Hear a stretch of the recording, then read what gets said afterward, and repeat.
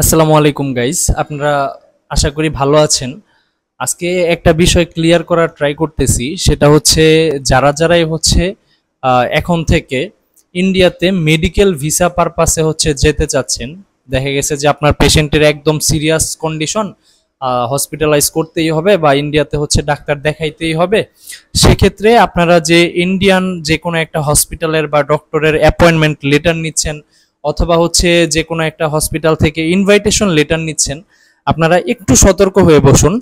কারণ হচ্ছে আপনারা এখন ইন্ডিয়া থেকে যেই হসপিটাল বা যেই ডক্টরের অ্যাপয়েন্টমেন্ট লেটার নেবেন বা হচ্ছে ইনভাইটেশন লেটার নেবেন, আপনাদের কিন্তু ইন্ডিয়াতে গিয়ে ওই হসপিটালে বা হচ্ছে ওই ডক্টরকেই দেখাইতে হবে। পরবর্তীতে দেখা গেছে যে আপনারা এই ডাক্তার না দেখায়া সেকেন্ড টাইম আরেকবার ভিসা অ্যাপ্লাই করলেন, আপনারা কিন্তু সেটা দেখা গেছে তখন আর ভিসা পাবেন না। এটা কিন্তু রিসেন্ট, একদম খুব রিসেন্ট ইন্ডিয়ান হাই কমিশন বা এম্বাসি বলেন এই নতুন রুলসটা করছে। ইন্ডিয়া থেকে যে ডাক্তারের অ্যাপয়েন্টমেন্ট বা ইনভাইটেশন লেটার আপনারা আনতেছেন, ওই ডাক্তার অথবা হচ্ছে ওই হসপিটাল এর আন্ডারে যদি আপনারা ডাক্তার না দেখান, সেক্ষেত্রে কিন্তু আপনারা একটা রেড লিস্ট হয়ে যাবেন। আপনারা হচ্ছে ইন্ডিয়ান ভিসা বা মেডিকেল ভিসা বা ট্যুরিস্ট ভিসা কোনো ভিসাই হচ্ছে আর পরবর্তীতে আপনারা পাবেন না।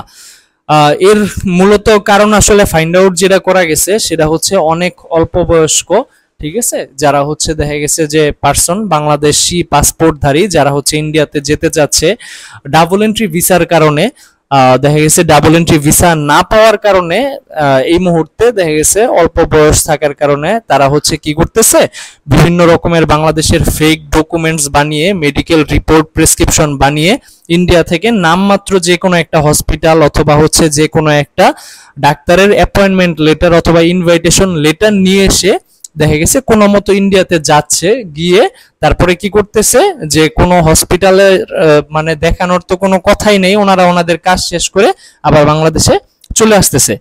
এছাড়াও অনেক পেশেন্ট কি করতেছে যে ইন্ডিয়া খরচ কমানোর জন্য ইন্ডিয়া যে কোনো একটা হসপিটালের অ্যাপয়েন্টমেন্ট লেটার নিয়ে ভিসা করতেছে ঠিকই, কিন্তু ইন্ডিয়াতে গিয়ে ওই যে মনে করেন একটা পেশেন্টের পিছনে হসপিটালের বা ডাক্তারের যে ইনভেস্টমেন্ট, একটা অ্যাপয়েন্টমেন্ট লেটার দিচ্ছে বা ইনভাইটেশন দিচ্ছে, ওই হসপিটালে বা হচ্ছে ওই ডাক্তারের কাছে আর যাচ্ছে না, যাচ্ছে কোথায় অন্য আরেকটা হসপিটাল বা অন্য আরেকটা ডাক্তারের কাছে যাচ্ছে। তো এই ক্ষেত্রেই কিন্তু ইন্ডিয়ান হাই কমিশন বা হচ্ছে ইন্ডিয়ান এম্বাসি এত কড়া একটা ডিসিশন নিছে।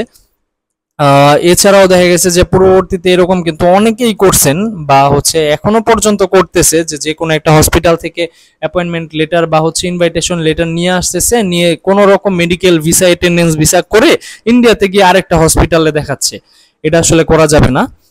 আপনার চিন্তা করতে হবে যে আপনার ভবিষ্যতে সিরিয়াস কোনো একটা কন্ডিশন হয়ে গেলে দেন হচ্ছে আপনার ইন্ডিয়ান ভিসাটা যাতে আপনার রিজেক্ট না হয়, এই জিনিসটা নিশ্চিত করার জন্য হলেও আপনারা যেই হসপিটালে ডাক্তার দেখাবেন, যেই ডাক্তারকে দেখাবেন, ওই হসপিটালের বা হচ্ছে ওই ডাক্তারের অ্যাপয়েন্টমেন্ট লেটার অথবা হচ্ছে ইনভাইটেশন লেটার নিয়ে আসুন। একটু ধীরে সুস্থে হলেও আপনারা এই জিনিসটা নিশ্চিত করুন। দেখা গেছে আপনি সিএমসির অ্যাপয়েন্টমেন্ট লেটার নিয়ে আসছেন, কিন্তু আপনি অ্যাপোলো হসপিটালে দেখায়া দেন হচ্ছে বাংলাদেশে চলে আসলেন, এর পরবর্তীতে কিন্তু আপনি আর ভিসা পাবেন না।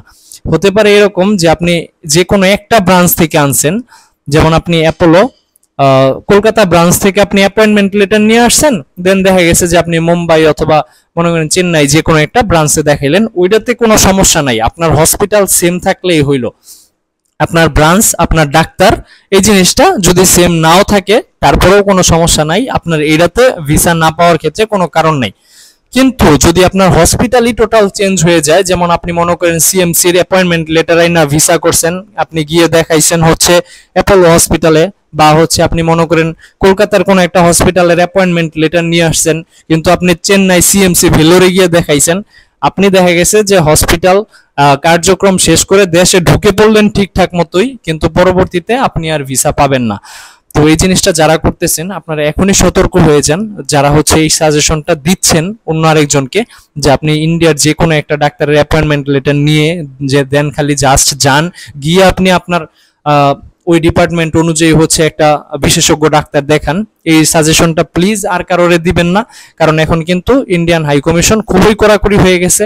বাংলাদেশের দেখা গেছে যে মোটামুটি আগে যেখানে 2টা 3টা অ্যাপয়েন্টমেন্ট না সরি প্রেসক্রিপশন বা মেডিকেল রিপোর্ট থাকলেই ভিসা দিয়ে দিত, এখন কিন্তু আর দিচ্ছে না।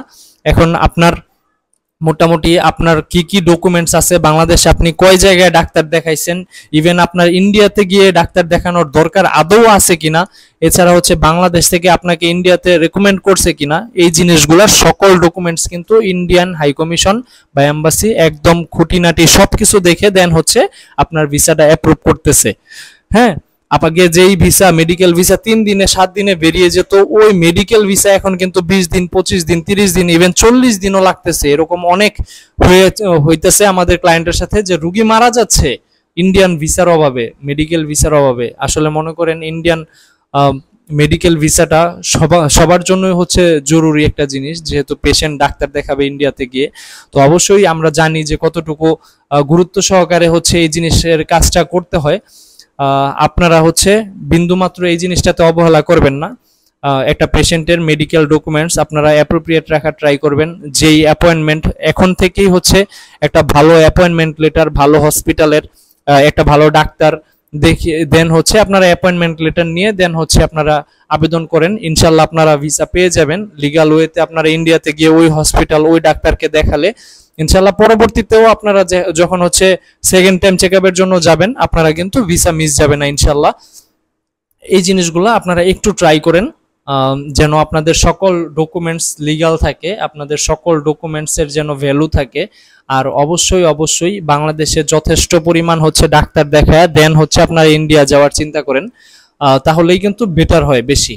আর ইন্ডিয়া যারাই যাচ্ছেন, যারাই ভিসা পাচ্ছেন, আপনারা কিন্তু ভিসাটা ফালায় রাখেন না, দয়া করে হচ্ছে আপনারা ভিসাটা একবার কাজে লাগান। যারা হচ্ছে ট্যুরিস্ট ভিসা পাচ্ছেন আপনারা চাইলেই কলকাতা আছে বা হচ্ছে শিলিগুড়ি আছে, আপনারা হচ্ছে সিকিম, দার্জিলিং, মেঘালয় যে কোনো এক জায়গা থেকে ভ্রমণ করে আসুন।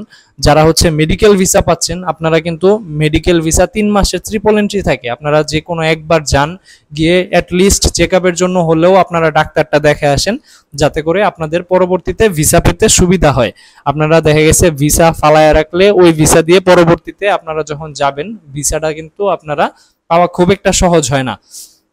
তো এই হচ্ছে আপনাদের কাছে রিকোয়েস্ট, যারা যারা হচ্ছে এখনো কনফিউশনে আছে যে ইন্ডিয়া কোন ডাক্তারের অ্যাপয়েন্টমেন্ট লেটার আনবে, কোন হসপিটাল থেকে নিয়ে আসবে, কিভাবে ভিসা করবে, অথবা গিয়ে কোন ডাক্তার দেখাবে, অথবা মনে করেন ডাবল এন্ট্রি ভিসার কাজ, আরেকটা দেশের এম্বাসি ফেস, এখন মনে করেন জাস্ট খালি হচ্ছে আমি তাড়াতাড়ি পাওয়ার জন্য ইন্ডিয়ান মেডিকেল অ্যাপয়েন্টমেন্ট আইনা জাস্ট মেডিকেল ভিসায় চলে গেলাম, এই কাজগুলা যারা হচ্ছে এখনো করতেছে প্লিজ আমার ভিডিওটা ওনাদের কাছে একটু ফরওয়ার্ড করবেন যেন ওনারা সঠিক নলেজটা সম্পর্কে অবগত থাকে। আর প্লিজ প্লিজ আপনারা যারা হচ্ছে ইন্ডিয়ান ভিসা সম্পর্কিত অথবা হচ্ছে ইন্ডিয়ান ট্যুর ট্রাভেল সম্পর্কিত অন্যান্য আরো যা কিছু জানতে চান আমার চ্যানেলটা হচ্ছে সাবস্ক্রাইব করে রাখবেন। আমার চ্যানেলে কিন্তু মোটামুটি আমি এই রিলেটেড ভিডিওগুলো দিয়ে থাকি।